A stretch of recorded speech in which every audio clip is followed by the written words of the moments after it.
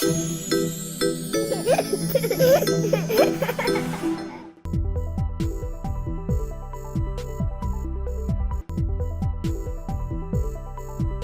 అండి, నేను doctor Jaganmohan Varkala, consultant pediatrician and neonatologist, Paramitha women and children's hospitals, Hyderabad. So ఈరోజు నేను అప్పుడే పుట్టిన పిల్లలకి కామన్ 10 రకాల బాడీ పైన వచ్చే చేంజెస్, ర్యాషెస్ గురించి చెప్తాను. అవి డేంజరస్ కాదా, వాటి చర్మ సంరక్షణ ఎలా చేయాలి చిన్నపిల్లల గురించి చెప్తాను. పుట్టిన పిల్లలకి సాధారణంగా 50% పిల్లలకి బాడీ పైన ర్యాష్ వస్తుంది. కామన్గా వచ్చే ర్యాష్ని ఎరిథిమా నియోనటారం అంటారు. అంటే దద్దులు లాంటివి చిన్న చిన్న ర్యాష్ లాంటివి వచ్చి మధ్యలో ఎల్లో ఉండడం, బాడీ పైన జనరలీ ట్రంక్ బ్యాక్ పైన, మన పిరుదుల పైన, ఫేస్ పైన, చేతుల పైన వస్తుంటుంది. That is called erythema టాక్సికమ్.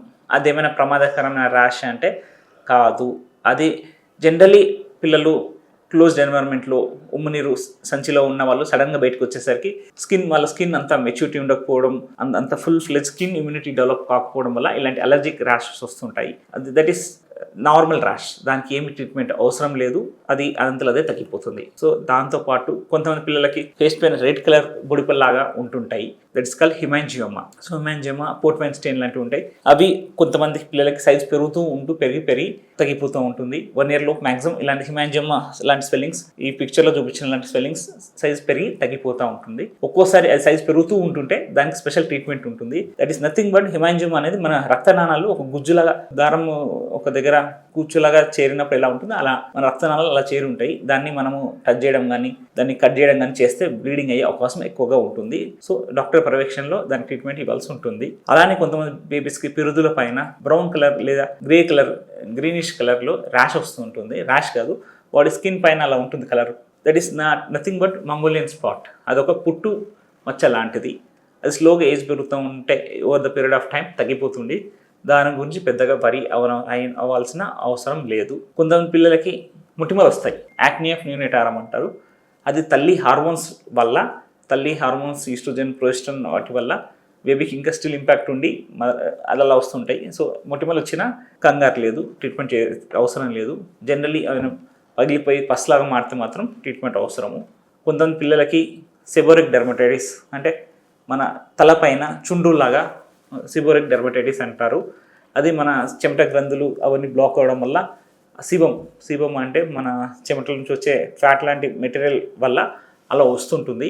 అది కూడా హార్మోన్ ప్రభావమే.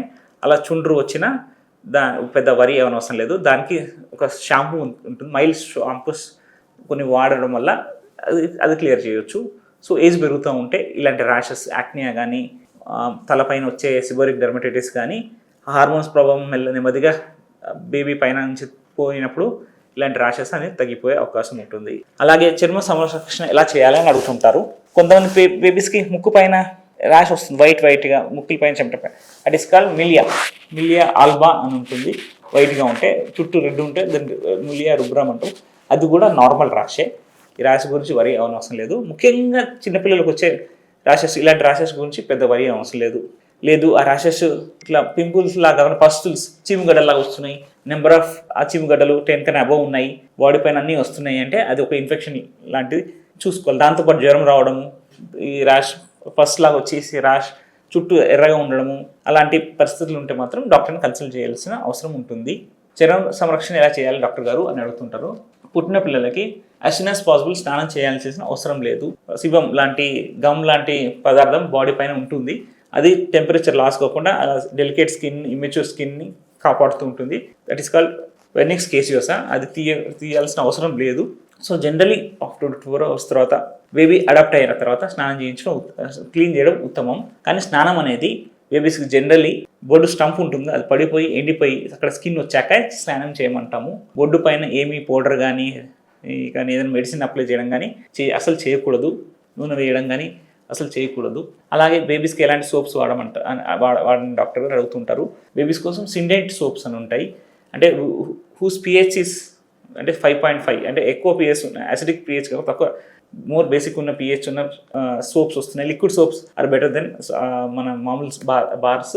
అవి కూడా బేబీస్కి జెంటిల్గా యూజ్ చేయడం అది అవసరం. షాంపూ వాడినా మైల్డ్ షాంపూ వాడాలి. స్నానం చేసిన ముక్కులోకి కానీ చెవులోకి కానీ నీళ్ళు పోకుండా జాగ్రత్తగా చూసుకోవాలి. ముఖ్యంగా బొడ్డు అది పచ్చిగా ఉన్నప్పుడు, స్టంప్ పడిపోయి ఫ్రెష్గా ఉన్నప్పుడు, ఓపెన్ ఉన్నప్పుడు స్నానం చేయకపోవడం ఉత్తమం. అంబ్లికల్స్ నుంచి ఇన్ఫెక్షన్ వెళ్ళిపోయి అంబ్లికల్ సెప్సిస్ అయ్యే అవకాశం ఉంటుంది, ఎందుకంటే బొడ్డు త్రూ పేగుల కనెక్షన్ ఇంకా ఉంటుంది కాబట్టి. Thank you.